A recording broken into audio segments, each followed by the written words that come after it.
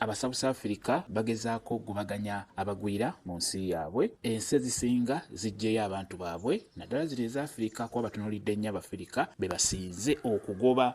Aba South Africa bagamba nti abagwira babamazeeko emirimu, tibakola emirimu nabo bennyini gye bandikoze. Ndowooza ekyo niwono mu Uganda weekiri, osanga omugwira ng'akola omulimu ne munnayuganda gw'asobola okukola, naye aba South Africa bavuddeyo ne beekalakaasa ne batabukira abagwira ne babeera nga boonona bizinensi zaabwe, babakuba n'okubatta babadde babatta. Mulimu ne bannayuganda kigambibwa nti 2 battiddwa, naye ng'obuzibu bwavudde ku ba South Africa okugubaganya abagwira abali mu nsi yaabwe, naddala batunuulidde baddugavu be bagoba.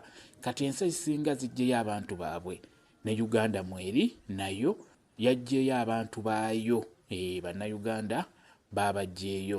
Abakakomawo batwaliddwa ekyakwanze babeere nga babagumya, okubabudaabuda, okubakansolinga wamu n'okubagumya n'okubeera nga bababangula mu ebyo ebyenjawulo eby'okukola. Batwaliddwa kyankwanze gye babatutte n'okubafaako, okubayisa mu buzibu buno bwe balimu obudde buno. N'olwekyo bannayuganda nabo bali mu kubajjayo.